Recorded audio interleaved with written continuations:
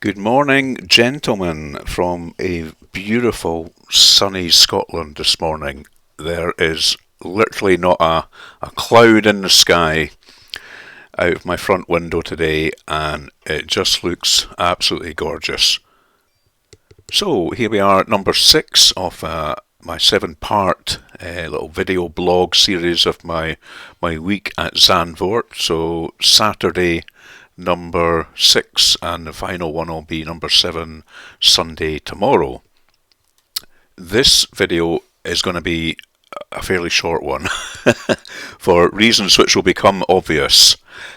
I'm going to chat about last night's GT3 warm-up race.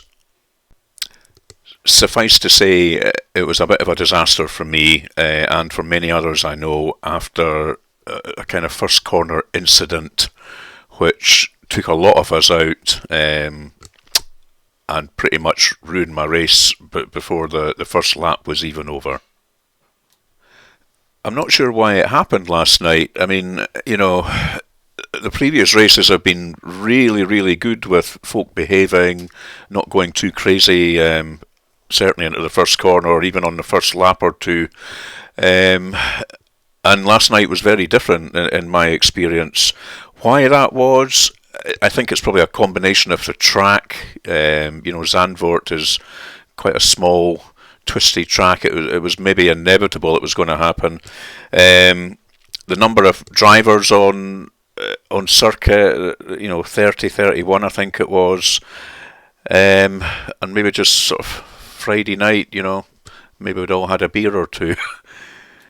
What I've done is had a good look at the replay, and I'm not wanting to point the finger at anybody. That is not what this video is about. These things happen, but I've recorded some footage from sort of 3 different angles, which kind of shows the chain reaction of events. You can see my car involved. I eventually meet, I think it was Mr. Justice, head on. Looked like he was coming round the circuit the wrong way, but I know that wasn't your fault, Steve. I know that you were punted round. So let's have a little look at some of these replays, and maybe we can all kind of reflect on it and ponder where we might have done things a little bit better. So here's the first of 3 replays from different views. This is the helicopter view, and I've slowed it down to half speed so as you can kind of see what's going on. All coming in here, and you can see somebody's already off track. There's a little tap going on, which I think is, there's Steve getting spun right round. So he's facing the wrong way, and here's me coming head on, crash into him.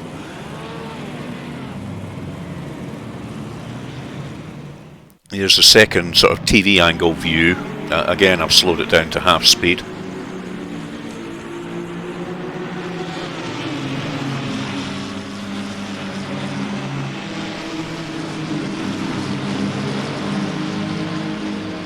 So everyone going down into the first corner. You can see a car going off. I'm not sure what happened there.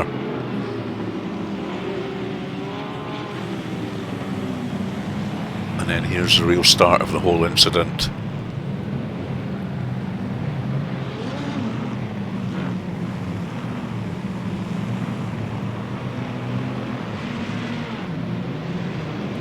I can see a good few if you manage to sort of scrape through there. Well done. And lastly, the third view. Somebody diving into the pits already there in the background.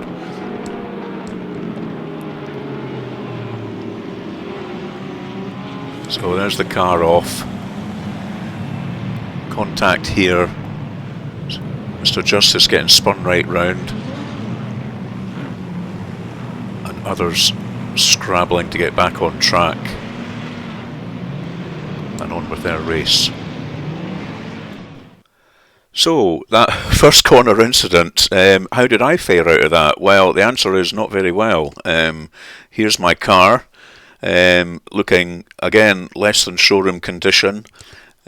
Heavy damage. I tried to carry on, but the car steering was all over the place, and then I got the warning coming up saying we're returning you to the pits because your damage is too great and we have to repair it.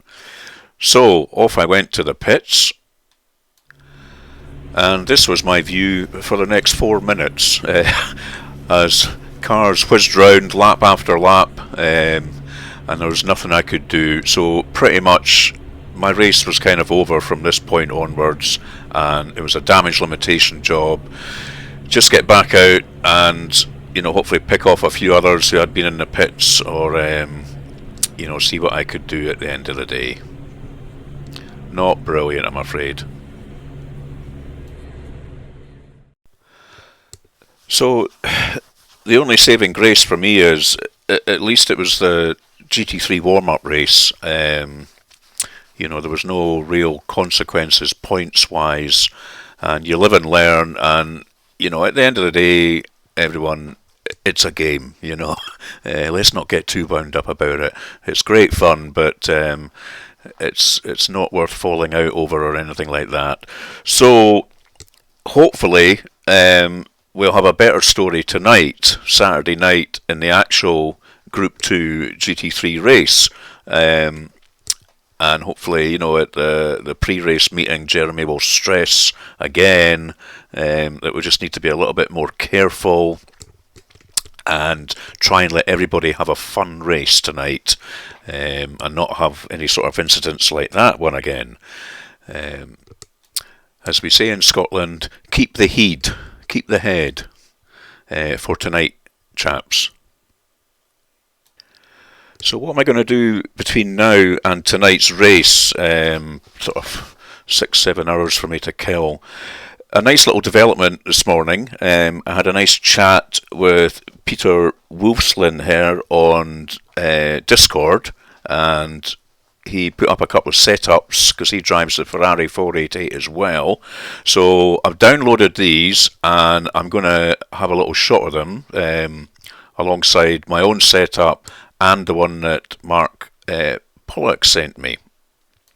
Peter also pointed out, quite rightly, after looking at the old replay, a little incident where I got in his way a bit during qualifying on the last corner coming onto the start-finish straight, and he gave me some good tips about sort of taking that corner a wee bit faster. So apologies again, Peter, about that, and I'll definitely take your tips on board and hopefully incorporate them into tonight's qualifying and race. So I'm going to disappear off on track and try out these new setups, maybe up to about lunchtime. Then I'll have some lunch, and if I've improved my times, I'll capture some video footage, and I'll report back after lunch on how Peter's setups worked for me, whether there's been any improvement, whether I'm going to use them tonight at all. So, see you all later after lunch. Okay, folks, back from my lunch break. I say lunch, however, this is what my very kind wife plopped down in front of me. A good old Scottish breakfast. Put hairs on your chest. I think she was taking pity for me with my with my terrible result in the race last night, and feeding me up for tonight's Group 2 league race. So as promised, what I've done just after lunch there is I've gone out on circuit with the two setups that Peter kindly gave to me through the Discord channel. Peter displayed some alien-like driving in the warm-up race last night, putting in 135s round Zandvoort. Absolutely incredible.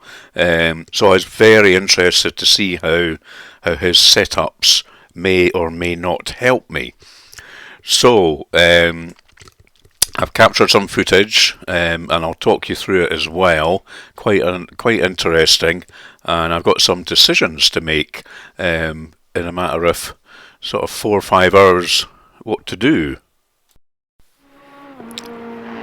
So I did about 8 or 10 laps with Peter's race setup, and this is the best lap out of these 8 or 10 laps, and I'm very happy with it.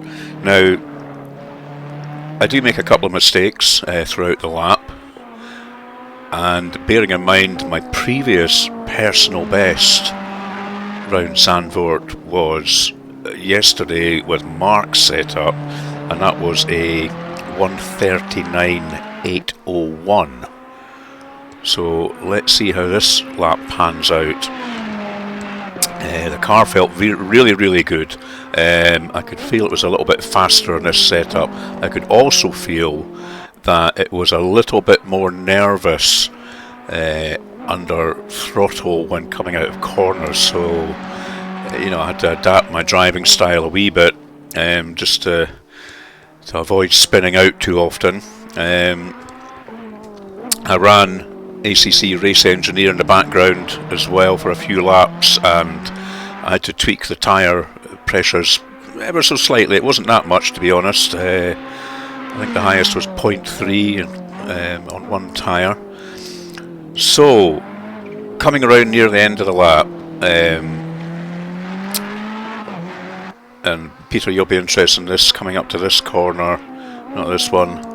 I was kind of able to take this one a lot faster, as you suspected, and the time on this lap was a 1:39.732, so faster, a new personal best for me. Therefore, I am leaning towards using Peter's setup in qualifying and race tonight.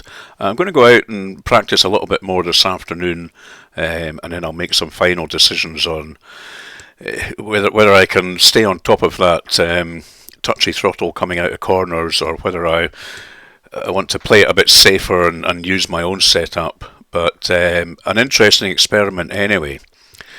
So that's the video for today, guys. A wee bit shorter than usual due to not much to report from last night's race. I'm going to have a wee bit more practice. I'm going to have a little snooze to sleep off that massive breakfast my wife made me. And I'll see you all on track in a few hours' time. Cheers for now.